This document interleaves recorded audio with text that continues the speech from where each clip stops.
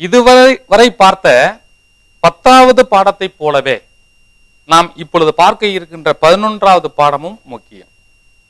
ஏனென்றால் தேர்வில் 10வது பாடத்தில் 4லிருந்து 6 கேள்விகள் வரை கேட்கப்படலாம் என்று சொன்னோம் இல்லையா? அதே போலவே இந்த 11வது பாடத்திலும் 4லிருந்து 6 கேள்விகள் வரை கேட்க வாய்ப்பு இருக்கிறது. எனவே இந்த பாடத்தில் சற்று கவனங்கள் வேண்டும். ஒன்று. இன்னொன்று, இந்த காப்பீட்டினுடைய ஒரு குறிக்கோள் என்ன என்றால் ஈடு இல்லைங்களா? இந்த காப்பீட்டினுடைய ஈடு தான் முக்கியமான விஷயம். அப்படிப்பட்ட இந்த காப்பீட்டினுடைய அடிப்படை விஷயமான ஈடு அப்படிங்கறத பத்தி தான் இந்த பாடத்துல பார்க்க போறோம். அப்ப இந்த பாடத்தோட தலைப்பு என்ன? ஈடுகள்.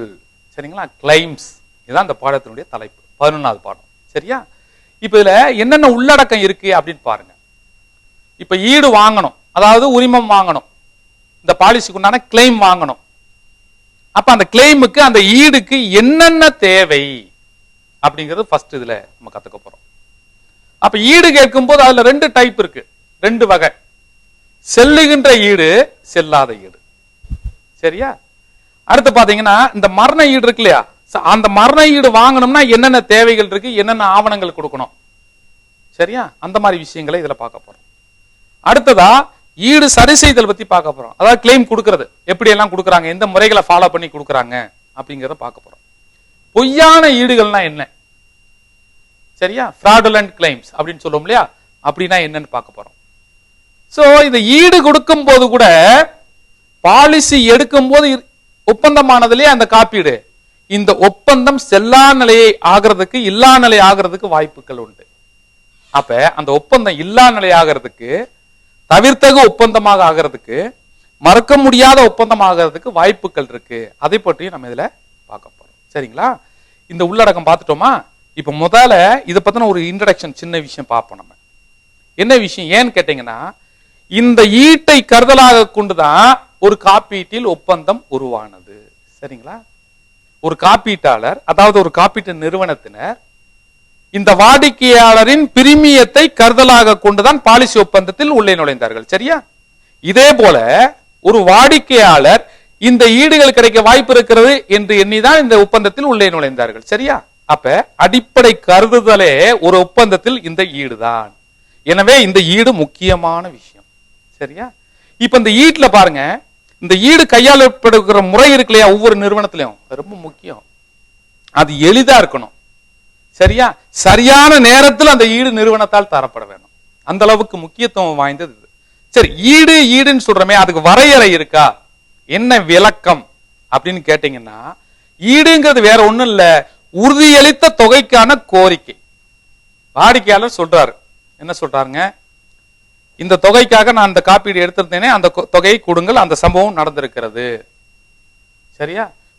முதிர்வு ஏற்பட்ட உடனே இந்த தொகை தருவதாக சொன்னீர்களா, அதை தாருங்கள் என்று கோரிக்கை விடுப்பது, அதுதான் ஈடு. சரியா? அப்போ இந்த ஈட்டு விஷயங்களில் முதல்ல நம்ம தெரிஞ்சுக்க வேண்டிய என்ன விஷயம்னா, எத்தனை விதமான ஈடுகள் உள்ளன, என்னென்ன வகைகள் இருக்கு இதுல அப்படின்னா, 3 வகையான ஈடுகள் இருப்பதாக நம்ம கொள்ளலாம். சரிங்களா? ஒன்றாவது முதிர்வு ஈடு. பாலிசி மெச்சூரிட்டி ஆனவனே அமௌண்ட் வாங்குறோம் இல்லையா, அதுக்கு பேர் முதிர்வு ஈடு. இரண்டாவது மரண ஈடு. சரியா? மூன்றாவது ரைடர் ஈடு, ரைடர் விருப்ப உரிமை, அதற்குண்டான ஈடு. இப்படி 3 வகையான ஈடுகள் இருக்கின்றன. சரியா? கேட்டகரைஸ் பண்ணோம்னா இந்த 3க்குள்ள எல்லாமே அடக்கும். இப்ப மணிபேக் பாலிசி இருக்கு இல்லையா, பணமீட்சி திட்டம், அந்த திட்டத்துல வாங்கக்கூடிய சர்வைவல் பணம் கூட இந்த முதிர்வு ஈடு ரூல்ஸ்குள்ள வந்துடும். கிட்டத்தட்ட அதே போலதான் அதோட ஃபார்மாலிட்டிஸ். சரிங்களா? அப்ப ஈடுகளின் வகைகள் என்னன்னு கேட்டா இந்த 3 சொல்லிடுவீங்களா? முதிர்வு ஈடு, மரண ஈடு, ரைடர் ஈடு. சரிங்களா? இப்போ இந்த ஈடு வாங்க போறோம், அது முறையான ஈடு தானா, சரியா அப்படிங்கறத நம்ம பார்க்க போறோம். அதுக்கு முன்னாடி முதிர்வு ஈடா என்ன தருவாங்க ஒரு காப்பீட்டு பாலிசியில? பொதுவாக என்ன தருவாங்கன்னா, காப்பு தொகை அத்தோட சேர்த்து போனஸோட சேர்ந்த பாலிசியில் இந்த வாடிக்கையாளர் சேர்ந்திருந்தால் போனஸ், போனஸோட சேரலைன்னா கிடைக்காது. சரிங்களா? வித் ப்ராஃபிட் பாலிசியா வித்தவுட் ப்ராஃபிட் பாலிசியாங்கிறத பொறுத்து. இப்ப நம்ம வித் ப்ராஃபிட் பாலிசின்னு எடுத்துக்கிடுவோம். அப்போ காப்பு தொகை கிடைக்கும் பிளஸ் போனஸ் கிடைக்கும். சரிங்களா? இந்த போனஸ்ல 2 டைப் இருக்கு. என்ன ரெண்டு type? Reversionary bonus, terminal bonus. இப்ப நம்ம எதை பத்தி பேசிட்டு இருக்கோம்? முதிர்வு ஈடுகளை பத்தி பேசிட்டு இருக்கோம். ரைட்டா? அப்ப இந்த முதிர்வு ஈடுகள்ல டெர்மினல் போனஸ் உண்டா? சோ ஒருவேளை டெர்மினல் போனஸ் உண்டு என்றால், ஏன்னா இந்த டெர்மினல் போனஸ்க்கு சில நேரங்கள் கட்டுப்பாடு உண்டு. இத்தனை வருடங்களுக்கு மேல் காலங்களை தேர்ந்தெடுத்திருந்தால் தான் டெர்மினல் போனஸ் உண்டு என்று சில நேரங்களில் கட்டுப்பாடுகள் உண்டு. ரைட்டா? அப்போ போனஸுடன் கூடிய பாலிசியில் சேர்ந்திருந்தால் போனஸ், டெர்மினல் போனஸுக்கு தகுதி உரிய திட்டமாக இருந்தால் டெர்மினல் போனஸ். சரியா? அப்ப காப்பு தொகை, ரிவர்சனரி போனஸ், டெர்மினல் போனஸ். சரியா? இதுதான் முதிர்வு ஈடாக தரப்படும். ஒருவேளை ஏதாவது கடன் தொகை ஏதாவது செலுத்தப்படாமல் இருந்தால், கடன் தொகை அதனுடைய வட்டி ஏதாவது செலுத்தப்படாமல் இருந்தால் அது இந்த முதிர்வு ஈட்டிலிருந்து கழிக்கப்பட்டு வழங்கப்படும். இதுதான் பொதுவாக முதிர்வு ஈடுக்கு உண்டான வரையறை. ஆனால் சில திட்டங்களினுடைய வடிவங்களை பொறுத்து இது மாற வாய்ப்பு இருக்கிறது. சரியா? இப்போ இந்த பணம் திருப்பி தரும் பாலிசின்னு ஒரு திட்டம் படிச்சோம் இல்லையா? நம்ம என்ன திட்டம்? Return of premium policy. அந்த திட்டத்தில் என்ன கொடுப்பாங்க? போனஸ் எல்லாம் வராது, டெர்மினல் போனஸ் எல்லாம் வராது. சரிங்களா? அவர் செலுத்திய பிரீமியத்தை திரும்ப தருவார்கள், அவ்வளவுதான். அதில் கடன் வசதியும் இல்லை, கடனும் கழிக்கப்பட மாட்டாது. சரியா? அந்த திட்டத்தை பொறுத்தவரையில் செலுத்திய பிரீமியம் வழங்கப்படும். அடுத்து காலவரை திட்டம்னு படிச்சோம் இல்லையா? அந்த திட்டத்தை பொறுத்தவரை முதல்ல பாலிசி ஒப்பந்தம் போடும் போதே அதனுடைய வடிவம் என்ன சொல்லுகிறது? முதிர்வு ஈடு கிடையாது, இறப்பு ஈடு மட்டுமே உண்டு என்று சொல்லப்பட்டிருக்கிறது. எனவே அந்த திட்டத்தை பொறுத்தவரையில் முதிர்வு ஈடு என்பது கொடுக்கப்பட மாட்டாது. சரிங்களா? இப்போ குறைக்கப்பட்ட தொகை சில இதுல தருவாங்க. சரியா? அது என்ன குறைக்கப்பட்ட தொகை அப்படின்னா? பெய்ட் அப் வேல்யூ. ஒருவேளை இந்த பாலிசி சரண்டர் செய்வதற்கு வந்திருந்தால், அதாவது காலாவதி ஆகி இருந்தால், சரியா, ஆனால் அந்த வாடிக்கையாளரால் சரண்டர் செய்யப்படவில்லை, அப்படிப்பட்ட திட்டத்திற்கு பெய்ட் அப் வேல்யூ கொடுக்கப்படும், ஒப்படைத்தல் மதிப்பு கொடுக்கப்படும். சரிங்களா? கடைசி வரைக்கும் பிரீமியம் கட்டப்படவில்லை. அடுத்து என்னன்னு பாத்தீங்கன்னா, ஆண்டளிப்பு அப்படிங்கிற மாதிரி திட்டங்கள் இருக்கு இல்லையா? என்ன திட்டம்? ஓய்வூதிய திட்டம். அந்த திட்டங்கள், ஆண்டளிப்பு திட்டங்கள், இவற்றில் பாத்தீங்கன்னா ஆண்டளிப்பு திட்டத்துல அப்பப்ப பென்ஷன் தரதா சொல்லியிருக்காங்க. அப்ப அந்த பென்ஷன் தருவது கூட ஒரு வகையில் முதிர்வு ஈடு என்று எடுத்துக்கொள்ளலாம். என்றால் பீரியாடிக்கலி தரேன்னு சொன்னாரு, அதை தர்றாங்க. சரிங்களா? அடுத்து ஓய்வூதிய திட்டம்னா என்ன? பல காலங்கள் பிரீமியம் கட்டி கொண்டு வந்திருக்கிறார்கள். அந்த முதிர்வான தொகைக்கு அவர்கள் பென்ஷன் திட்டமாக, ஆண்டளிப்பு திட்டமாக ஆனிட்டி பர்ச்சேஸ் பண்ணிக்கிறாங்க. சரியா? அப்ப அந்த கம்யூடேஷன் டைம்ல, அந்த ஆனிட்டி பர்ச்சேஸ் பண்ற நேரத்துல அந்த வாடிக்கையாளர் விருப்பப்பட்டால் என்ன செய்யலாம்? அந்த கம்யூடேஷன் மதிப்புல 1/3 அவர் எடுத்துக்கலாம்ல, அதை கூட கிட்டத்தட்ட நாம் முதிர்வு ஈடு என்று எடுத்துக்கொள்ளலாம். இப்போ காலவரை புரியுதுங்களா? இப்ப காலவரை திட்டத்துல ஒண்ணும் கிடையாது சொன்னோம். பணம் திருப்பி பாலிசியில என்ன சொன்னோம்? கட்டிய பிரீமியம் தான் முதிர்வு ஈடாக வழங்கப்படும் சொன்னோம். சரிங்களா? இப்ப அடுத்து பணமீட்சி பாலிசியில, மணி பேக் பாலிசின்னு சொல்லுவோம் இல்லையா? அந்த திட்டத்துல உதாரணத்துக்கு 1 லட்சம் ரூபாய் காப்பு தொகைக்கு நம்ம பாலிசி எடுத்திருக்கோம்னு வைங்க, 20 வருஷ காலம் எடுத்திருக்கோம். சரிங்களா? சோ 5 வருடங்களுக்கு ஒரு முறையாக நம்ம ஏற்கனவே 25,000 வாங்கிட்டோம் வாழ்வு கால பயன்களாக. அப்ப ஏற்கனவே 1 லட்சம் ரூபாய் காப்பு தொகையில 75,000 என்ன வாங்கிட்டோம் நம்ம வாழ்வு கால பயன்களாக, அதாவது சர்வைவல் பெனிஃபிட்டா நம்ம அந்த திட்டத்துல வாங்கிட்டோம். அப்ப மீதி 25,000 காப்பு தொகை. ஒருவேளை போனஸுடன் கூடிய பாலிசினா போனஸ், குறிப்பிட்ட காலத்திற்கு மேல் அது பாலிசிக்கு பிரீமியம் கட்டி இருக்கின்ற காரணத்தினால அதுக்கு டெர்மினல் போனஸ். சரிங்களா? இவ்வளவு இணைத்து இந்த பணமீட்சி பாலிசியில தருவாங்க. இப்ப அடுத்த திட்டம் பாத்தீங்கன்னா, இப்ப ஆண்டளிப்பு திட்டத்தை பொறுத்தல வட்டி தருவாங்க. சரியா? அடுத்து தவணை திட்டம், அதாவது யூலி பாலிசி சொல்றோம் இல்லையா? இந்த பாலிசியில முதிர்வு ஈடு வரும்போது இந்த முதிர்வு ஈட்டை ஒரே தவணையில் எனக்கு தர வேண்டாம், எனக்கு 5 வருட தவணைகளில் பிரித்து தாருங்கள் என்று ஒரு வாடிக்கையாளர் கேட்கலாம், ஒருவேளை அந்த பாலிசி திட்டத்தில் அந்த வசதி இருந்தால். சரிங்களா? அப்ப முதிர்வு ஈடை தவணை திட்டமாகவும் நாம பெற்றுக்கொள்ளலாம். இதுதான் முதிர்வு ஈடு பத்தின விஷயங்கள். இப்ப இதுவரைக்கும் முதிர்வு ஈடுகளை பத்தி பார்த்தோம். இப்ப மரண ஈடுகளை பத்தி நம்ம பார்க்கலாம். சரிங்களா? இந்த மரண ஈடுகள்ல என்ன தருவாங்க அப்படின்னா, பொதுவாக காப்பு தொகை பிளஸ் அதுவரை சேர்ந்துள்ள போனஸ். ஒருவேளை இந்த வாடிக்கையாளர் போனஸுடன் கூடிய பாலிசியில் சேர்ந்திருந்தார், சரியா, காப்பு தொகை பிளஸ் போனஸ். ஒருவேளை எதுவும் கடன் எடுத்திருந்து அதற்கு கடனை தொகையையும் வட்டி தொகையும் கட்டப்படாமல் இருந்தால் அது கழிக்கப்படும். இந்த தொகை மரண ஈடாக வழங்கப்படும். சரியா? யூனிட் பாலிசி திட்டத்தை பொறுத்தவரையில் யூனிட் லிங்க்டு இன்சூரன்ஸ் பிளான் சொல்றோம் இல்லையா, இந்த திட்டத்தை பொறுத்தவரையில் என்ன தருவாங்க அப்படின்னு கேட்டீங்கன்னா, நிதிய மதிப்பு அல்லது காப்பு தொகை இந்த இரண்டில் எது அதிகமோ அது வழங்கப்படும். அதாவது ஃபண்ட் வேல்யூ அல்லது some assured whichever is higher. சரியா? சில யூனிட் திட்டங்களில் இந்த fund value plus some assured இரண்டும் காப்பு தொகையாக வழங்கப்படும்.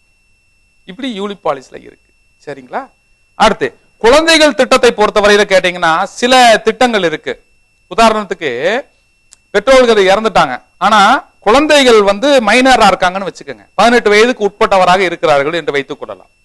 அப்ப அந்த சூழ்நிலையில அந்த திட்டத்தில் ஒரு சில வசதி இருக்கும். எப்படி என்றால், அதாவது அந்த ஈடு கொடுக்க வேண்டியது குழந்தை 18 வயதிற்கு வந்த பின்பு கையில் கொடுக்க வேண்டும் என்று இருக்கும். அப்படி இருந்தால் அந்த மரண ஈடு கூட அந்த குழந்தை 18 வயதிற்கு வந்த பிறகு கொடுக்கப்படும். அந்த ஒரு வாய்ப்பினை வசதியினை பயன்படுத்தி தேர்ந்தெடுத்திருந்தார். சரிங்களா? சோ இந்த விஷயங்கள் மரண ஈடுகளை பத்தி நம்ம தெரிஞ்சுக்கணும். சரியா? ரொம்ப சிம்பிளா ஒரு காமனா பேசுவோம். நம்ம முதிர்வு ஈடுல என்ன தருவாங்க? Some assured good, bonus good, terminal bonus right. So கடன் பிளஸ் வட்டியை மைனஸ் பண்ணிடுவாங்க. சரிங்களா? ரைட். இப்போ மரண ஈடுல என்ன தருவாங்க? சம் அஷ்யூர்ட் ரைட்டா, அதுவரை சேர்ந்துள்ள போனஸ் கரெக்ட், கடனும் வட்டியும் கழிக்கப்படும். ரைட்டா? யூனிட் பாலிசில என்ன தருவாங்க? நிதிய மதிப்பு சம் அஷ்யூர்ட் இரண்டுமோ அல்லது இரண்டில் எது அதிகமோ அது திட்டத்தை பொறுத்து தரப்படும். சரியா? சில குழந்தைகள் திட்டத்துல என்ன செய்வாங்க அப்படின்னா, பெற்றோருக்கு எடுத்த பாலிசி, அந்த பாலிசி எடுத்தவர் இறந்துட்டாரு அப்படின்னு சொன்னா என்ன நடக்கும்? 18 வயது வந்த பிறகு மரண ஈடு தாங்க அப்படின்னு சொல்லி அந்த வசதியை தேர்ந்தெடுத்திருந்தாங்கன்னா மரண ஈடு உடனே கொடுக்கப்பட மாட்டாது. அந்த குழந்தைக்கு 18 வயது வந்தவுடன் தரப்படும். இந்த அளவுக்கு மரண ஈடை பத்தி நம்ம தெரியணும். சரிங்களா? அடுத்து ரைடர் பயன்கள், அதையும் ஒரு ஈடு நம்ம படிச்சோம். 3 விதமான ஈடுகள் படிச்சோம். முதிர்வு ஈடுகள், மரண ஈடுகள், ரைடர் ஈடுகள். அதனால ரைடர் ஈடுகள் விருப்ப உரிமை, பல விருப்ப உரிமையில ஏதாவது நம்ம செலக்ஷன் பண்ணிருப்போம் இல்லையா, அதனை பொறுத்து அந்த ஈட்டு தொகை கிடைக்கும். உதாரணமாக 30க்கு உண்டான ரைடர் பயனை தேர்ந்தெடுத்திருந்தால் 30 நாள் இறப்புன்னு வச்சுக்கோங்க. அப்போ நார்மலா அந்த பாலிசி திட்டத்தின்படி எந்த இறப்பு பயன் கிடைக்க வேண்டுமோ அது கிடைக்கும். இந்த இறந்தால் எவ்வளவு காப்பு தொகை கொடுக்கப்படும் என்று சொன்னார்களோ அதுவும் கிடைக்கும். சரியா? அப்போ 2 காப்பு தொகை கிடைக்க வாய்ப்பு இருக்கிறது. சரியா? இப்ப இன்னொரு விஷயம், முக்கியமான விஷயம் நான் சொல்லணும். என்ன அப்படின்னா, கிரிட்டிக்கல் இல்னஸ் ரைடர் இருக்கு இல்லையா, தீவிர நோய்க்கான விருப்ப உரிமை. அந்த விருப்ப உரிமையை தேர்ந்தெடுக்காங்க அப்படின்னு சொன்னா, அந்த நோய்கள் வருகின்ற பொழுது குறிப்பிட்டுள்ள நோயை டயக்னைஸ் பண்ணிட்டாங்க அப்படின்னா, எந்த குறிப்பிட்டுள்ள நோயை, இந்த பாலிசி திட்டத்தில் குறிப்பிட்டுள்ள நோய் இருப்பதாக தெரிய வந்தால் ரைட்டா, இந்த உரிமம், இந்த ஈடு தரப்படும். சரிங்களா? இது கிரிட்டிக்கல் இல்னஸ்க்கு. சப்போஸ் தினசரி மருத்துவ செலவு திட்டம் அப்படிங்கிற ரைடர்ல ஜாயின் பண்ணியிருந்தாங்கன்னா, எத்தனை நாட்கள் இவர் ஹாஸ்பிட்டல்ல இருக்காரோ, மருத்துவமனையில அவர் ட்ரீட்மெண்ட் எடுக்கிறாரோ அதை பொறுத்து இவருக்கு என்ன நடக்கும்?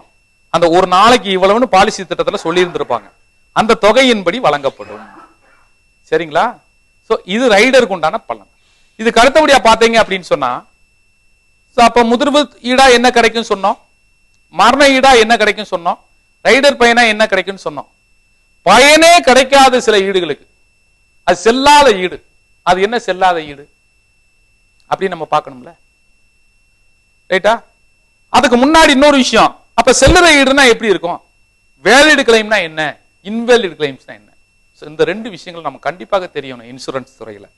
சரியா? இப்ப வேலிட் கிளைம்ஸ்னா என்னன்னு பாருங்க. சொல்லப்பட்ட நிகழ்வு நடந்திருக்கணும். சொல்லப்பட்ட நிகழ்வு எதில் சொல்லப்பட்ட, அந்த பாலிசி திட்டத்தில் சொல்லப்பட்ட நிகழ்வு நடந்திருக்கணும். உதாரணமாக மரணம் ஏற்பட்டால் ஈடு கொடுக்கப்படும் அப்படிங்கிற திட்டத்துல நம்ம ஜாயின் பண்ணியிருக்கோம், பாலிசி எடுத்திருக்கிறோம். சரியா? ஆனால் நடந்தது என்ன, 30 நாள் ஒரு கையில் சின்ன ஒரு பாதிப்பு ஏற்பட்டிருக்கு, அதுக்கு ஈடு கேட்டால் தர முடியாது. ஏன்? மரணத்திற்கு தான் நம்ம ஈடு கேட்டு அந்த திட்டத்தில் ஜாயின் பண்ணியிருக்கோம். எப்போ குறிப்பிட்ட நிகழ்வு நடந்திருக்கணும், அப்படின்னா தான் அந்த ஈடு என்ன ஆகும், செல்லத்தக்க ஈடு. சரியா? அடுத்து பாலிசி அமுல்ல இருக்கணும், நிலவுல இருக்கணும். Policy should be in force at the time of death. சரிங்களா? அந்த அப்ப ஒண்ணு ஃபர்ஸ்ட் என்ன சொன்னோம், அந்த சொல்லப்பட்ட நிகழ்வு நடந்திருக்கணும், பாலிசி ஃபோர்ஸ்ல இருக்கணும். மூணாவது பாருங்க, ஆவணங்கள் அதற்கு தேவையான படிவங்கள் எல்லாம் சப்மிட் பண்ணிருக்கணும். சரியா? அதுக்கப்புறம் பாருங்க, பாலிசி போடும் போதே தகுதிக்குரிய வயது ஆவணம் கொடுத்திருக்கணும். கொடுக்கலைன்னா இப்போ கொடுக்கணும். ரைட்டா? சோ ஈட்டின் கோரிக்கை சரியான நபரிடமிருந்து வரணும். உதாரணமா அந்த பாலிசி திட்டத்தில் நியமனதாரராக ஒருத்தரை நியமிச்சிருக்காங்க, அந்த நபர் வரணும். சரியா? இப்ப அந்த வாடிக்கையாளருக்கும் இறந்தவருக்கும் சம்பந்தமே இல்லாத ஒரு நபர் வந்து ஈடு கேட்டால் அது செல்லாத ஈடு. தகுதியான நபரிடமிருந்து வந்திருக்கணும். சரியா? சோ வேற அந்த மரணத்தை பொறுத்து வேற ஏதாவது ஆவணங்கள் கேட்டால் அதையும் சப்மிட் பண்ணிருக்கணும். சரியா? சோ முன்கூட்டிய ஈடுக்கு விசாரணை நடக்கும். அதான முன்கூட்டிய ஈடு. பாலிசி போட்ட தேதியிலிருந்து 2 அல்லது 3 வருடத்திற்குள் இறக்காங்க அப்படின்னு வைங்களேன், இதுக்கு முன்கூட்டிய மரணம் அப்படின்னு பேரு, ஏர்லி டெத் அப்படின்னு சொல்லுவோம். சரிங்களா? இதுக்கு விசாரணை செய்த பின்புதான் மரண ஈடு கொடுக்கப்படும் பொதுவாக. சரியா? இதுல நம்ம காப்பீட்டு சட்டத்தின்படி 2 வருடத்திற்குள் அப்படின்னு சொன்னா கண்டிப்பாக விசாரணை செய்வாங்க. சரியா? 2 வருடத்திற்கு பின்பு அப்படின்னு சொன்னா அது இன்டிஸ்பியூட்டபிலிட்டி கிளாஸ் ஒன்னு இருக்கு இல்லையா, அந்த கிளாஸ் ரூல் அங்க அப்ளிகபிள் ஆயிரும். சரியா? இப்போ செல்லக்கூடிய ஈடுக்கு என்னென்ன சொல்லியிருக்கோம் பாருங்க. சொல்லப்பட்ட நிகழ்வு நடந்திருக்கணும், பாலிசி போர்ஸ்ல இருக்கணும், ஆவணங்களும் படிவங்களும் சமர்ப்பிச்சிருக்கணும், வயது ஆவணம் கொடுக்கப்பட்டிருக்கணும், ஈட்டின் கோரிக்கை சரியான நபரிடமிருந்து வந்திருக்கணும், வேற ஏதும் ஆவணங்கள் தேவை என்றால் அதுவும் சமைச்சிருக்கணும். சரிங்களா? சமர்ப்பிப்பு செஞ்சிருக்கணும். இத்தனை விஷயங்களும் இந்த செல்லத்தக்க ஈடுக்கு வேணும். அப்ப செல்லாத ஈடுனா என்ன? இதுக்கு ஆப்போசிட் அப்படியே புரிஞ்சுக்கலாம்ல. சரிங்களா? என்ன? பாலிசி போர்ஸ்ல இல்ல. ரைட்டா? சோ ஈடு கேட்ட நபர் பொருத்தமான நபர் கிடையாது. ரைட்டா? அப்ப குறிப்பிட்ட நிகழ்வு தவிர வேற நிகழ்வுக்காக ஈடு கேட்டு வர்றது, ரைட்டா, மோசடி நோக்கத்தை ஈடு கேட்டு வர்றது, இந்த ஈடுகள்லாம் என்னவா இருக்கும்? அது செல்லாத ஈடுன்னு சொல்லி தள்ளிடுவாங்க. கரெக்டுங்களா? அப்ப செல்லுற ஈடு, செல்லாத ஈடு தெரிஞ்சு வச்சா. இப்ப valid crimes, invalid crimes. Right? இப்போ மரண ஈடுல ஒரு மரணம் நடந்துருச்சு, அப்ப என்ன கடமைகள் இருக்கு, என்ன செய்யணும்? சரியா? அப்படின்னா ஒன்னாவது பாருங்க, ஃபர்ஸ்ட் அந்த காப்பீட்டு நிறுவனத்திற்கு தகவல் தெரிவிச்சிடணும். Okay, information to the concern insurance company. சரியா? ரெண்டாவது அந்த தகுந்த ஆவணங்களை ரெடியா வச்சு சமர்ப்பிக்கணும். ரைட்? மூணாவது பாருங்க, மரண சான்றிதழ் வாங்கி சமர்ப்பிக்கணும். ரைட்டா? அடுத்து ஒரிஜினல் பாலிசி பத்திரத்தை சமர்ப்பிக்கணும். ஒருவேளை ஒரிஜினல் பாலிசி பத்திரம் இல்லை அப்படின்னா அதற்குன்னு சில ஃபார்மாலிட்டிஸ் இருக்கு. ஈட்டுறுதி ஆவணம்னு ஒன்னு ரெடி பண்ணி நம்ம கொடுத்துடலாம். அதான் இண்டெம்னிட்டி பாண்ட். சரியா? சோ இண்டெம்னிட்டி பாண்ட்னா என்ன அப்படின்னு கேட்டீங்கன்னா, சோ பாலிசி தொலைஞ்சிருச்சு, ஒருவேளை வேறு நபர் யாராவது பாலிசியை எடுத்து வந்து பணம் கேட்டால் அவருக்கு உடையதாக இருந்தால் நான் பொறுப்பேற்றுக் கொள்கிறேன் அப்படின்னு சொல்லி இண்டெம்னிட்டி எழுதி கொடுத்து வாங்கிக்கலாம். சரியா? அதனால பெரும்பாலும் பாலிசி தொலையாமல் பத்திரமாக பார்த்துக் கொள்வது நல்லது. சரிதானா? அப்ப பாலிசி பத்திரம் சமர்ப்பிக்கணும். பாலிசி பத்திரம் இல்ல அப்படின்னா இண்டெம்னிட்டி பாண்ட் சமர்ப்பிக்கணும். சரியா?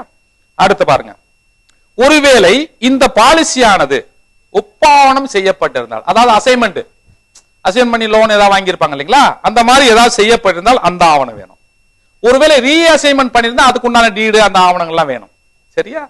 அதுக்கப்புறம் பாருங்க, வயது சான்று ஏற்கனவே கொடுக்கப்பட்டிருந்தால் விட்டுருங்க, கொடுக்கலன்னா இப்போவாவது கொடுக்கணும், ஈடு வாங்கும் போதாவது கொடுக்கணும். சரியா? அந்த ஈடு கோருபவருடைய கூற்று, இந்த மாதிரி இறந்துட்டாங்க அப்படிங்கிற அவருடைய வாக்குமூலத்தின் அடிப்படையில் தான் ஈடு தரப்போறாங்க. அவருடைய கூற்று வந்து அவசியம். இதுல அதன் வாரிசுக்கான சட்டப்படியான ஆதாரம். வாரிசு இங்க எங்க வர்றாரு? ஒண்ணு நியமனதாரர்கிட்ட பணம் தருவாங்க. சரிங்களா?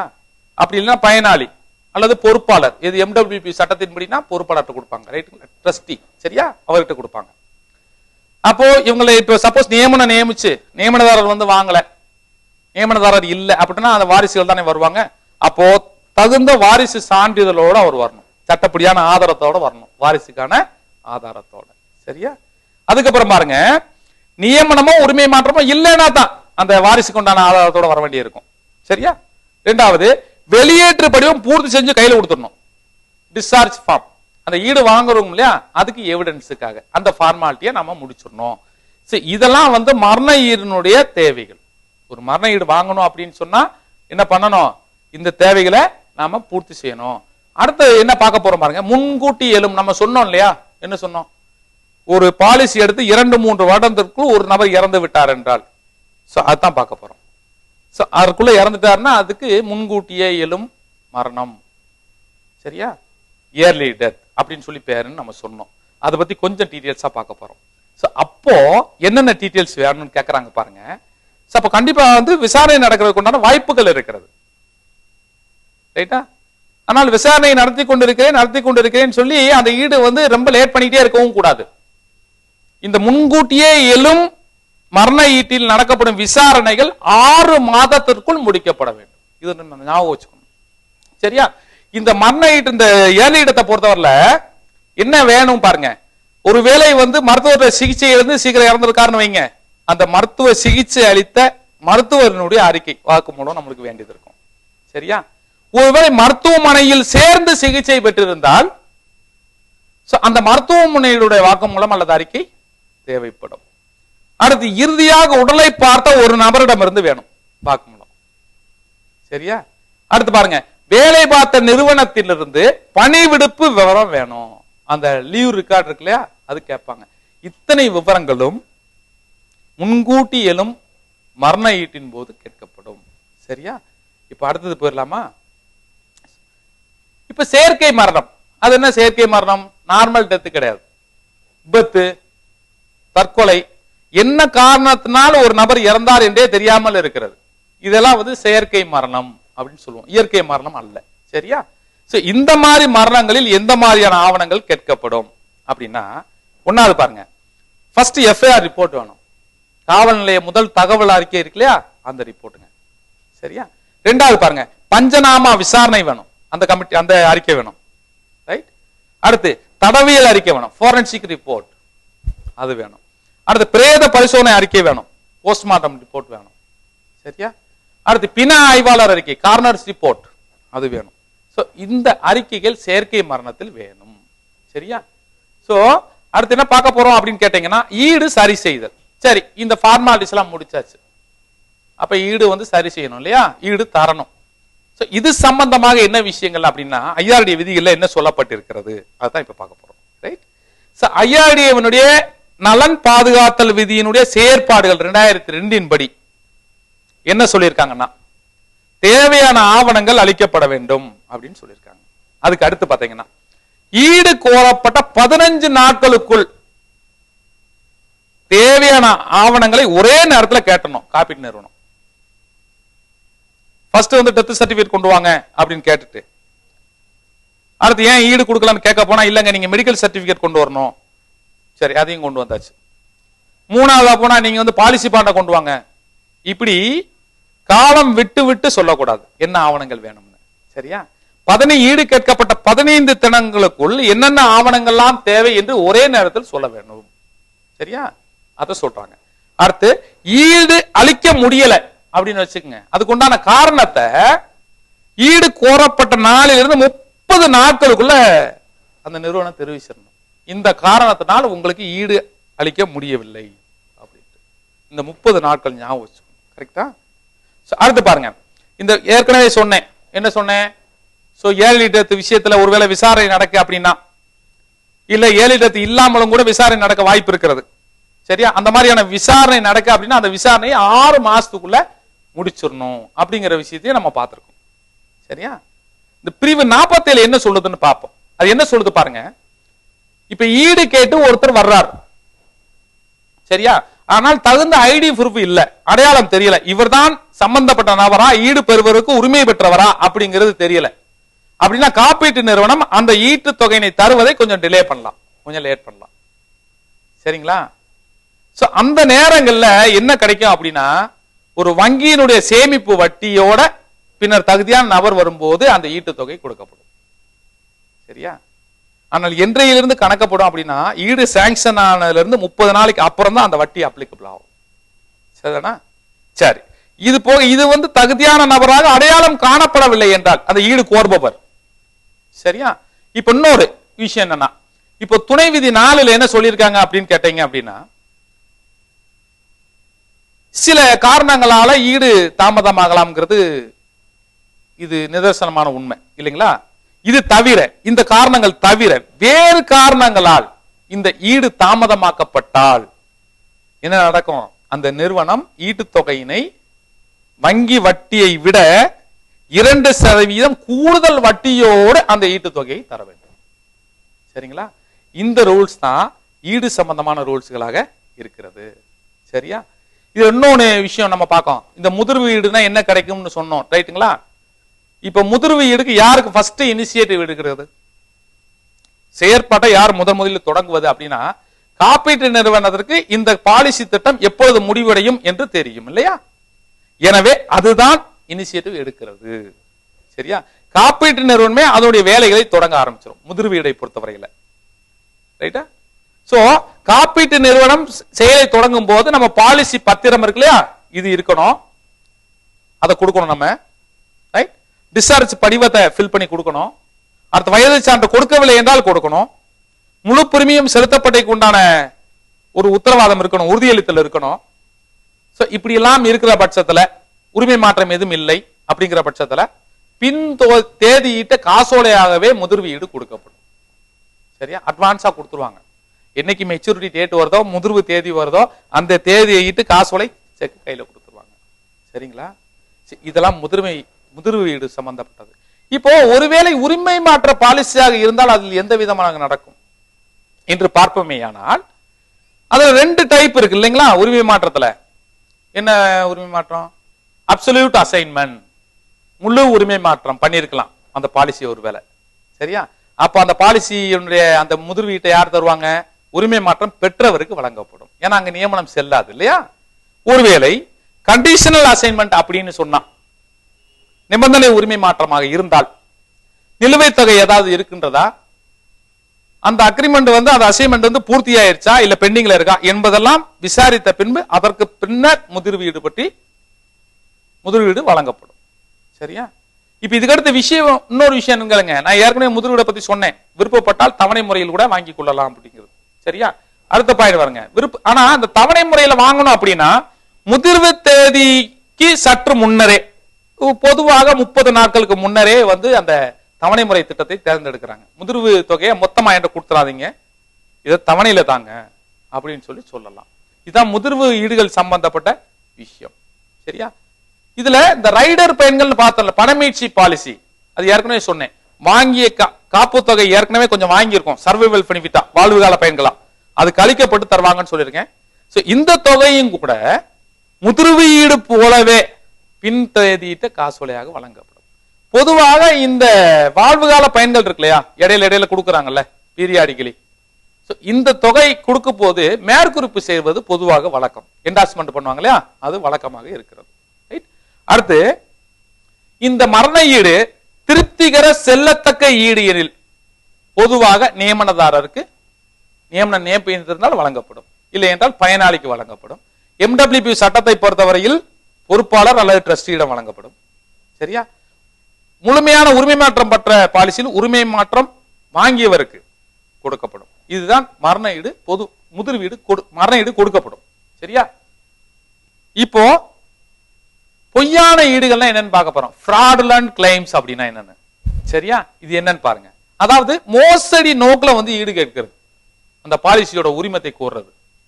சரியா? இதுதான் மோசடியான ஈடுகள். சரியா? fraudulent claims அப்படின்னு சொல்லுவோம், பொய்யான ஈடு அப்படின்னு சொல்லுவோம். அப்படின்னா என்ன? பொதுவாக இந்த மோசடி எதுல வருதோ அப்படின்னு கவனம் பார்த்தோம்னா, சப்போஸ் பாலிசி லாஸ் ஆயிடுச்சுன்னு சொன்னாங்கன்னா அதுல கவனம் வேணும். ஏன்னா ஒருவேளை வேறு எங்காவது இந்த பாலிசி உரிமை மாற்றம் செய்யப்பட்டு இங்கே ஈடுக்கு வரக்கூடாது இல்லைங்களா? சோ பாலிசி இழப்புல பொதுவாக கவனமாக இருக்கணும். ஒருவேளை மோசடியாக ஈடாக இருக்க வாய்ப்பு இருக்கிறது. சரியா? அடுத்து பாருங்க, பொதுவா முதிர்வு ஈட்டுல இந்த பாலிசி தொலைந்து விட்டதுன்னு சொன்னா சில நேரங்களில் செய்தித்தாள்களில் விளம்பரம் கொடுக்கப்பட்டு ஈட்டுறுதி வாங்கப்பட்டு தான் முதிர்வு ஈடு வழங்கப்படுகிறது. சரியா? ரைட். இப்ப பாருங்க, ஒரு தெரியாத, அதாவது பொருந்தாத பொய்யான ஈடுக்கு ஈடு கொடுத்தாச்சு அப்படின்னா என்ன விளைவுகள் நடக்கும் பாருங்க. நிறுவனத்தை பொறுத்தவரையில லாபம் குறைஞ்சிரும். சரிங்களா? அடுத்து அதுக்கு லாபம் குறையுதுன்னா ஆட்டோமேட்டிக்கா என்ன செய்யும்? சோ அந்த நிறுவனத்துடைய அந்த திட்டத்தை பொறுத்தவரையில் பிரீமியம் கூடுவதற்கு உண்டான வாய்ப்புகள் இருக்கின்றன. பிரீமியம் கூடினால் அந்த காப்பீட்டு நிறுவனம் சந்தையில் போட்டியிட முடியாத சூழ்நிலை கூட இருக்கும். போட்டியிடுவது கொஞ்சம் கஷ்டம். அடுத்தது, அதே இந்த மோசடி செய்த நபர் இருக்கிறார் இல்லையா, இந்த நிறுவனம் ஒரு தடவை ஏமாந்து இந்த பொய்யான ஈட்டுக்கு உரிமம் தந்துவிட்டால், ஈடு தந்துவிட்டால், திரும்பவும் அவர் இதே நிறுவனத்தை ஏமாற்ற வாய்ப்பு இருக்கிறது. சரியா? அடுத்து பாருங்க, பாலிசிதாரரை பொறுத்தவரையில இந்த மாதிரி பொய்யான ஈடுகளுக்கெல்லாம் அந்த நிறுவனம் ஈடு கொடுத்தால் முறையாக பிரீமியம் கட்டுகின்ற வாடிக்கையாளர்களுக்கு பிரீமியம் கூடுவதற்குண்டான வாய்ப்புகள் இருக்கிறது. சரியா? இந்த பொய்யான ஈடு வாங்கின மோசடி பேர்வழி கூட அவர் கேரக்டர் மாறிடும். இதே போல திரும்பவும் ஏமாற்றி நாம் ஈடு வாங்கலாமோ என்கின்ற எண்ணத்தை அவருக்கு தோற்றுவிக்க வாய்ப்பு இருக்கிறது. சரியா? எனவே இந்த பொய்யான ஈடுகள் இருந்தால் நிறுவனம், பாலிசிதாரர், அது போக அந்த மோசடி பேர்வழி, இவருக்கு 3 பேருக்கும் தீமைகள் இருக்கின்றன. சரியா? இப்ப முக்கியமான விஷயம், அந்த மரண ஈட்டுல கவனமா இருக்கணும். எப்போ பாலிசி லாஸ் ஆயிடுச்சுன்னா ஒரு கவனம் வேணும்னு சொன்னோம் இல்லையா? இப்போ இந்த மரண தகவல் சம்பந்தப்பட்டவரிடமிருந்து வராமல் வேறு நபரிடமிருந்து வந்தால் அப்போ ஒரு சந்தேகம் வருது. ஏன் உடைமைப்பட்டவர்கள், உரிமைப்பட்டவர்கள் ஏன் இந்த தகவலை சொல்லவில்லை? சரியா? ஒரு தகவல். இரண்டாவது, மரண ஈடுக்கு அப்ளை பண்ணிட்டாங்க, ஆனா அடிக்கடி அதை பற்றிய விசாரணைகள் வந்து கொண்டிருக்கிறது. அப்போ ஒரு சந்தேகம் வருது. எதுக்கு ஒரே விசாரணை பண்றாங்க? இதுக்கென்று காலகட்டங்கள் இருக்கு, அதுக்குண்டான ப்ராசஸ் இருக்கு, அதுபடி முடிச்சு கண்டிப்பாக ஈடுகள் வந்துவிடுமே. ஆனால் விசாரணை அடிக்கடி இருக்கிறதே, இந்த ஈடு பற்றி நிலையை தெரிந்து கொள்வதில் அடிக்கடி தொந்தரவு இருக்கிறதே என்றால் அப்பொழுது கவனம் தேவை. ஒருவேளை பொய்யான ஈடாக இருக்குமோ என்று சந்தேகிக்க தோற்றுவிக்கும். சரியா? அடுத்தது, மரணம் நடந்து 3 வருடங்களுக்கு பின்னர் அதுக்கு ஈட்டுக்கு உண்டான கோரிக்கை வருகிறது. இப்பொழுதும் சந்தேகப்பட தோன்றுகிறது. சரிதானா? அடுத்த முக்கியமான விஷயம் என்ன அப்படின்னு கேட்டீங்கன்னா, இந்த திட்டத்துல மரணம் ஊகித்தல் ஒரு பாயிண்ட் இருக்குங்க. அருமையான சப்ஜெக்ட், மிக முக்கியமான சப்ஜெக்ட். சரியா? பிரிசம்ப்ஷன் ஆஃப் டெத் அப்படின்னு சொல்லுவோம். சரியா? பிரிசம்ப்ஷன் ஆஃப் டெத் அப்படின்னா என்ன? இந்திய சாட்சி சட்டம் 1872 பிரிவு 107 மற்றும் 108 படி இதை சொல்றோம் நம்ம. சரியா? இந்த சட்டத்தினுடைய இந்த பிரிவுகள் தான் இதற்கு ஆதாரம். மரணத்தை ஊகித்தல் அப்படின்னா என்ன அப்படின்னா, ஒரு நபர் காணாமல் போய் ரொம்ப காலமா எங்க இருக்கிறாருன்னு தெரியல, ஒரு சந்தேகப்பட தோணுகிறது.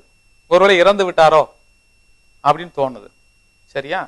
அப்ப அந்த நேரத்துல அவர் இறந்து விட்டதாக மரண ஈடு வாங்க முடியுமாங்கிறதா இப்ப கேள்வி. வாங்கலாம்னு சொல்றாங்க. சரியா? ஆனால் சில ஃபார்மாலிட்டி இருக்கு, சில ரூல்ஸ் இருக்கு, சில கட்டுப்பாடுகள் இருக்கு. என்ன கட்டுப்பாடுகள்? இவர் காணாமல் போயிட்டார் இல்லையா, இவர் இறந்து விட்டாரோ என்கின்ற சந்தேகத்தின் அடிப்படையில் ஒரு கோர்ட் ஆணையை பெற வேண்டும். டிகிரின்னு சொல்றாங்க. சரியா? எப்ப அந்த கோர்ட் ஆணை? அவர் காணாமல் போய் ஒரு 7 வருடங்கள் கழித்து நாம ஒரு கோர்ட்ல இருந்து வாங்கிடலாம். நீதிமன்ற ஆணை, டிகிரி வாங்கிடலாம் நம்ம. சரியா? சரி. ஆனாலும் ஒரு கண்டிஷன், இந்த மாதிரி வாங்கியாச்சுன்னா மரண ஈடு கொடுக்கப்படும். மரணம் அடைந்து விட்டாரோ என்கின்ற ஊகித்தலின் அடிப்படையில் மரண ஈடு வழங்கப்படும். சரியா? ஆனால் உறுதியாக நம்மளுக்கு தெரியாது. அதனால்தான் மரணம் அடைந்து விட்டிருப்பாரோ என்கின்ற சந்தேகத்தின் அடிப்படையில் மரண ஈடு வழங்கப்படும். ஆனால் ஒரே ஒரு கண்டிஷன் என்னன்னா, இந்த 7 வருடங்கள், ஏன்னால் கோர்ட்டாணை பெறுவதற்கு 7 வருடங்கள் இருக்கு இல்லையா, இந்த 7 வருடங்களும் அந்த பாலிசிக்கான பிரீமியம் கட்டப்பட்டிருக்க வேண்டும். சரியா? பாலிசி லைவ்ல இருந்தா தானே மரண ஈடு வாங்க முடியும். 7 வருஷம் கழிச்சு தான் கோர்ட் டிகிரி கிடைக்குது. அப்ப 7 வருஷம் பிரீமியம் கட்டி இருக்கணும்ல. சோ அப்ப இந்த செக்ஷனை பத்தி ஞாபகம் வச்சுக்கோங்க. சரியா?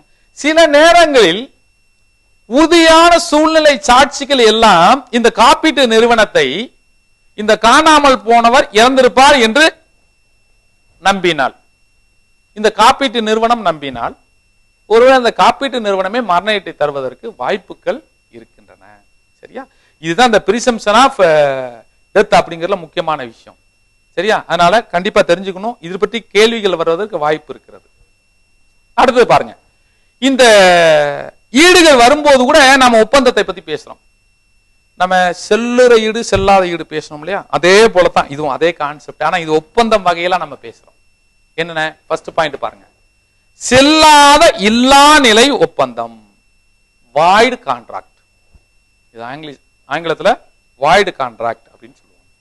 அப்படின்னா என்ன அப்படின்னா, ஒருவேளை இந்த ஒப்பந்தம் செய்யப்பட்டிருக்கும் போது, ஆரம்பிக்கும் போது தவறாக ஒப்பந்தம் போடப்பட்டிருந்தால் இந்த ஒப்பந்தமானது செல்லாத ஒப்பந்தமாக இப்பொழுது அறிவிக்கப்படும்.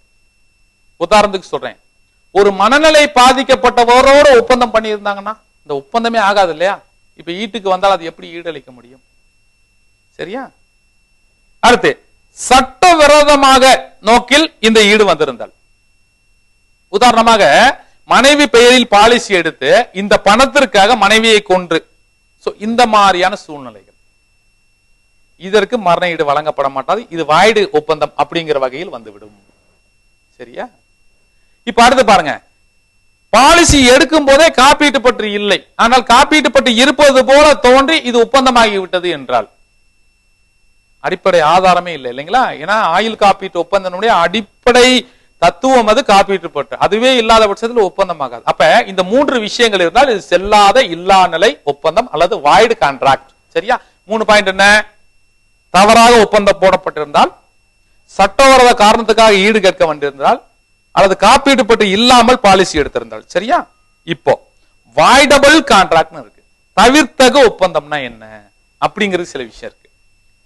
அது எதனால பண்ணுவாங்க? நம்பிக்கையின் அத்துமீறல். நம்பிக்கையின் அத்துமீறல், அதான் நம்பிதானே தகவல் கேட்டோம், அதீத நன்னம்பிக்கை தத்துவம்னு இருக்குல்ல. ஆனால் இவர் தவறான தகவலாக தந்து அல்லது திரித்தலான தகவல் சொல்லி, ரைட்டா? இப்படிப்பட்ட தகவலோடு பாலிசி எடுக்கப்பட்டது தெரிய வந்தால் இந்த பாலிசியானது வாய்டபிள் கான்ட்ராக்ட் அப்படின்னு ஒதுக்கப்படும். சரியா? அடுத்து பாருங்க, ஈட்டுதீனுடைய அத்துமீறல். என்ன அத்துமீறல்? 1 லட்சம் ரூபாய் பெருமானம் உள்ள ஒரு பொது காப்பீட்டு பொருளுக்கு இங்கே ஒரு நிறுவனத்தில் 1 லட்சத்திற்கு பாலிசி, அங்கே ஒரு நிறுவனத்தில் 1 லட்சம் ரூபாய்க்கு பாலிசி. நம்ம ஈட்டுறுதி தத்துவம் தெரியும். என்ன தத்துவம்? ஈட்டின் மூலமாக லாபம் பெறக்கூடாதுங்கிறது அதோட அடிப்படை தத்துவம். அந்த விதியை மீறி இருந்தால், அப்ப இந்த நம்பிக்கையின் அத்துமீறல், ஈட்டுறுதியினுடைய அத்துமீறல், இந்த 2 விஷயங்கள் நடந்திருந்தால் அது வாய்டபிள் ஒப்பந்தம் என்று சொல்லப்படும். சரியா? தவிர்த்தக ஒப்பந்தம். இந்த 2 கேரையை விட்டுட்டு இன்னொன்னு மறுக்க முடியாத ஒப்பந்தம்னு ஒண்ணு இருக்குங்க. சரியா? என்ன ஒப்பந்தம் சொல்றோம்? இன்டிஸ்பியூட்டபிள் கான்ட்ராக்ட் அப்படின்னு சொல்றோம். பாருங்க, இது ஈட்டின் போது இதெல்லாம் வரும். அதனால் நேர்மையான முறையில் தான் பாலிசி எடுக்க வேண்டும் என்றால் நம்மளுடைய தேவைகளுக்காகத்தான் ஒரு பாலிசி திட்டத்தில் நாம் சேர்கிறோம் என்பதை கவனத்தில் கொள்ள வேண்டும். சரியா? இப்ப இது என்ன சொல்றாங்க? பாலிசி எடுக்கும் போது முன்மொழிவில் தவறான தகவல்கள் தந்திருந்தால் அது ஈடு மறுக்கப்படும் சொல்றாங்க. சரியா? ஆனால் ஒரு முக்கியமான விஷயம் ஞாபகம் வச்சுக்கணும், அந்த தகவலின் அடிப்படையில் தானே இந்த ஒப்பந்தமே நடந்தது. அந்த தகவலே சரியாக இல்லாத பட்சத்தில் இது எப்படி ஒரு ஒப்பந்தமாகவும், எப்படி இந்த ஒப்பந்தத்திற்கு நான் ஈடளிக்க முடியும் என்று கேட்பது சரியாகத்தான் தோன்றுகிறது. இருந்தாலும் கூட இந்த மாதிரியான விஷயங்களில் காப்பீட்டு சட்டம் 1938 பிரிவு 45க்கு உட்பட்ட இதனுடைய ஈடு அளிக்கப்படும். அதுல சொல்லி இருக்கலையா தெளிவா? 2 வருடத்திற்குள்ள அப்படின்னு சொன்னா நீங்க விசாரணை பண்ணிக்கலாம். இது உண்மை என்று தெரிந்தால் நீங்க பண்ணிக்கலாம், ஈடை மறுக்கலாம். 2 வருடத்துக்கு பின்னாடி அப்படின்னு சொன்னா தெளிவான ஆதாரத்தோடு அந்த விஷயம் நிரூபிக்கப்படணும். அதுக்கப்புறம் தான் ஈட்டை என்ன செய்ய முடியும்? மறுக்க முடியும். சரியா? இந்த விஷயங்களை தான் இந்த விஷயத்தை பார்த்துக்கணும். செல்லாத இல்லாநிலை ஒப்பந்தம், செல்லாத தவிர்த்தகு ஒப்பந்தம், மறுக்க முடியாத ஒப்பந்தம், இந்த 3 விஷயங்களை இதுல பார்த்திருக்கோம். சரியா? அடுத்து இப்ப இந்த ஈடு சம்பந்தப்பட்ட பாடத்துல என்னெல்லாம் படிச்சிருக்கோம் ஒரு ரீகேப் பண்ணிடலாமா? ஆமா, ஃபர்ஸ்ட் பாருங்க, ஈடுனா என்ன? உறுதியளிக்கப்பட்ட ஒரு தொகைக்கான கோரிக்கை, இதான் ஈடுன்னு படிச்சோம். இந்த ஈடுகளுடைய வகை 3 வகை இருக்குன்னு சொன்னோம். 1வது முதிர்வு ஈடு, 2வது என்னது? மரண ஈடு, 3வது ரைடர் ஈடு. சரியா? 3 விதமான ஈடு இருக்குன்னு படிச்சோம். அடுத்து செல்ற ஈடு, செல்லாத ஈடுன்னு சொன்னோம். அதுக்கு விளக்கங்கள் சொன்னோம். குறிப்பிடப்பட்ட நிகழ்வு நடக்காம ஈடு கேட்க வந்திருந்தா அது செல்லாத ஈடு. சரியா? கரெக்டா குறிப்பிட்ட நிகழ்வுக்காக ஈடு கேட்க வந்திருக்குன்னா செல்ற ஈடு. இந்த மாதிரி பல கண்டிஷன்ஸ் நம்ம படிச்சோம். அடுத்து மரணத்தின் போது என்னென்ன கடமைகள்னு சொன்னோம். மரணத்தை காப்பீட்டு நிறுவனத்துக்கு தகவல் சொல்லணும்னு சொன்னோம். கரெக்டா? அடுத்து பாருங்க, முன்கூட்டி மரணமா இருந்தா விசாரணை நடக்க வாய்ப்பு இருக்குன்னு சொன்னோம். செயற்கை மரணம்னா என்ன வேணும்னு சொன்னோம்? எஃப்ஐஆர் வேணும்னு சொன்னோம், முதல் தகவல் அறிக்கை காவல்துறையில இருந்து. சரியா? அடுத்து சப்போஸ் விசாரணை நடக்க அப்படின்னா அந்த விசாரணை 6 மாதத்திற்குள் காப்பீட்டு நிறுவனத்தால் முடிக்கப்பட வேண்டும்னு சொன்னோம். அடுத்து பாருங்க, இப்ப இந்த பாலிசியின் மீது தீர்மானம் தெரிவிக்கணும் அப்படின்னு சொன்னா 30 நாட்கள்ல காப்பீட்டு நிறுவனம் தெரிவிச்சிடணும் சொன்னோம். தேவையான ஆவணங்கள் வேணும் அப்படின்னா அதை 15 நாட்களுக்குள்ள ஒரே தடவையில இந்தந்த ஆவணங்கள்லாம் இந்த ஈட்டிற்கு தேவைன்னு சொல்லி அந்த காப்பீட்டு நிறுவனம் தெரிவிச்சிடணும்னு சொன்னோம். சரிங்களா? அடுத்து என்ன படிச்சோம் பாருங்க. ஈடு பெற வருகிறவருக்கு அடையாளம் தெரியல அப்படின்னா, அவரை அடையாளம் தெரியல அப்படின்னு சொன்னா சற்று தாமதப்படுத்திக் கொள்ளலாம். ஆனால் 30 நாட்களுக்கு பிறகு வங்கி வட்டியோடு அந்த ஈடு தரப்படும் சொன்னோம். சரியா? அந்த குறிப்பிட்ட பிரிவின் கீழே வரக்கூடிய காரணங்கள் தவிர வேறு காரணத்தினால ஈடு தருவதற்கு தாமதமானால் வங்கி வட்டியை விட 2% அதிகமாக சேர்த்து அந்த ஈடோடு தரணும்னு சொன்னோம். சரியா? அடுத்து என்ன பாருங்க. பொதுவாக முதிர்வு ஈடில் என்னென்னலாம் பார்த்தோம்? உரிமை மாற்றமா இருந்தால் ஒரு மாதிரி சொன்னோம், பணமீட்சி பாலிசினா ஒரு மாதிரி சொன்னோம், யூலிப் பாலிசினா ஒரு மாதிரி சொன்னோம். ரைட்டுங்களா? இவ்வளவு விஷயங்கள் இதுல பார்த்தோம்.